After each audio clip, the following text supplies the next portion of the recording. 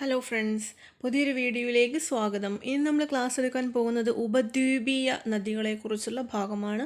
അപ്പോൾ നദികളെ രണ്ടായി തരംതിരിക്കുന്നുണ്ട്, ഹിമാലയൻ നദികളും ഉപദ്വീപീയ നദികളും. അതിൽ ഹിമാലയൻ നദികളെക്കുറിച്ചുള്ള ക്ലാസ് നമ്മളിട്ടു. ഇനി അടുത്തതായി ഉപദ്വീപീയ നദികളെക്കുറിച്ചാണ് നമ്മൾ ക്ലാസ് എടുക്കുന്നത്. അപ്പോൾ ചാനൽ സബ്സ്ക്രൈബ് ചെയ്യാത്തവരുണ്ടെങ്കിൽ ഒന്ന് സബ്സ്ക്രൈബ് ചെയ്ത് സപ്പോർട്ട് ചെയ്യണം. അപ്പോൾ നമുക്ക് ക്ലാസ്സിലേക്ക് കിടക്കാം. ഉപദ്വീപീയ നദികളെക്കുറിച്ച്.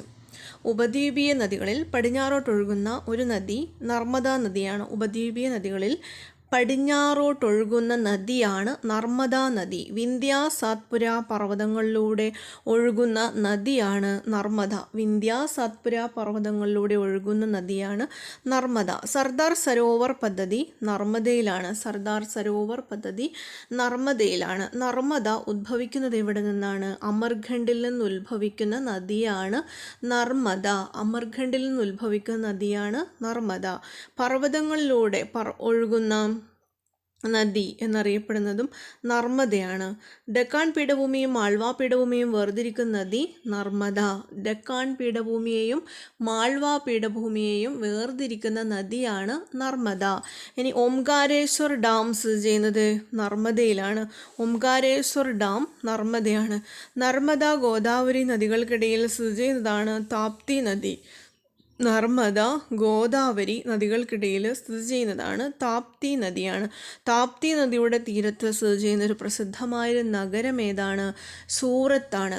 ഈ താപ്തി നദിയുടെ തീരത്ത് സ്ഥിതി ചെയ്യുന്ന ഒരു പ്രസിദ്ധമായ നഗരം ആണ് സൂറത്ത്. അപ്പോൾ താപ്തി പതിക്കുന്നത് അറബിക്കടലിലാണ്. താപ്തി നദി പതിക്കുന്നത് അറബിക്കടലിലാണ്. പാരദ്വീപ് സ്ഥിതി ചെയ്യുന്നത് എവിടെയാണ്? മഹാനദിയിലാണ്. പാരദ്വീപ് സ്ഥിതി ചെയ്യുന്നത് മഹാനദിയിലാണ്. മഹാനദിയുടെ ഏറ്റവും വലിയ ഒരു പോഷക നദിയാണ് ഷിയോനാഥ്. മഹാനദിയുടെ പോഷക നദിയാണ് ഷിയോനാഥ്. ഷിയോനാഥിൻ്റെ പ്രത്യേകത എന്താണ്? ആദ്യമായി സ്വകാര്യവൽക്കരിക്കപ്പെട്ട നദിയാണ് ഷിയോനാഥ്. ആദ്യമായി സ്വകാര്യവൽക്കരിക്കപ്പെട്ട നദിയാണ് ഷിയോനാഥ്. ഇനി ഡെക്കാൻ മേഖലയുടെ നീളം കൂടിയ നദി. ഡെക്കാൻ മേഖലയിലെ നീളം കൂടിയ നദിയാണിത്. ഈ ഡെക്കാൻ മേഖലയിലെ നീളം കൂടിയ നദിയാണ് ഗോദാവരി നദി. പിന്നെ ഉപദ്വീപീയ ഇന്ത്യയിലെ നീളം കൂടിയ നദി ഗോദാവരി നദിയാണ്. ഉപദ്വീപീയ ഇന്ത്യയിലെ നീളം കൂടിയ നദി ഗോദാവരിയാണ്. പിന്നെ ഇന്ത്യയിലെ നീളം കൂടിയ രണ്ടാമത്തെ നദിയും ഗോദാവരിയാണ്. രണ്ടാമത്തെ നദി ഗോദാവരി. ഭീമ, തുംഗഭദ്ര ഇവ ഏത് നദിയുടെ പോഷക നദിയാണ്? കൃഷ്ണ നദിയുടെ പോഷക നദിയാണ് ഭീമയും തുംഗഭദ്രയും. ഭീമ, തുംഗഭദ്ര ഇവ ഏത് നദിയുടെ പോഷക നദിയാണെന്നാണ് പറയുന്നത്? കൃഷ്ണ നദിയുടെയാണ്. ഇനി അൽമാട്ടി ഡാം സ്ഥിതി ചെയ്യുന്നത് എവിടെയാണ്? കൃഷ്ണ നദിയിലാണ്. അൽമാട്ടി ഡാം സ്ഥിതി ചെയ്യുന്നത് കൃഷ്ണ നദിയിലാണ്. ശിവസമുദ്രം വെള്ളച്ചാട്ടം എവിടെയാണ്? കാവേരിയിലാണ്. ശിവസമുദ്രം വെള്ളച്ചാട്ടം കാവേരി നദിയിലാണ്. ഇന്ത്യയിൽ ആദ്യമായി അണക്കെട്ട് നിർമ്മിക്കപ്പെട്ട നദിയാണ് കാവേരി നദിയാണ്. ഇന്ത്യയിൽ ആദ്യമായി അണക്കെട്ട് നിർമ്മിക്കപ്പെട്ട നദിയാണ് കാവേരി നദി. ഇന്ത്യയിലെ ആദ്യത്തെ ജലവൈദ്യുത പദ്ധതി ഏതാണ്?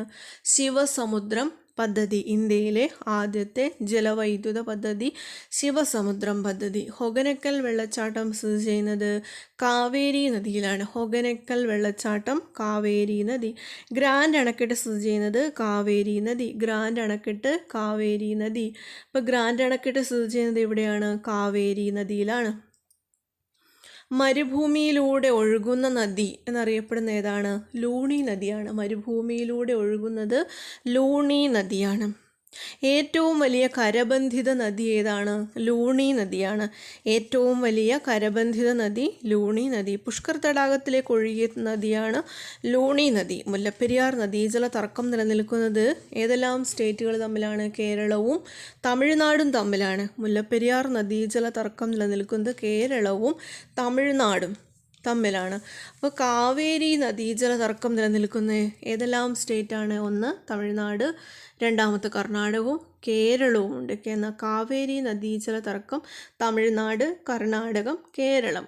ഇനി മംഗലാപുരത്തൂടെ ഒഴുകുന്ന നദി ഏതാണ്? നേത്രാവതി നദിയാണ്. മംഗലാപുരത്തൂടെ ഒഴുകുന്ന നദിയാണ് നേത്രാവതി നദി. അപ്പോൾ ഇത്രയും കണ്ടൻറ്റുകളാണ് ഈ ഒരു ഉപദ്വീപീയ നദികളുടെ അകത്ത് ഉൾക്കൊള്ളിച്ചത്. അപ്പോൾ സബ്സ്ക്രൈബ് ചെയ്യാൻ മറക്കരുത്. അതുപോലെ ലൈക്ക് ചെയ്യാനും ഷെയർ ചെയ്യാനും മറക്കരുത്.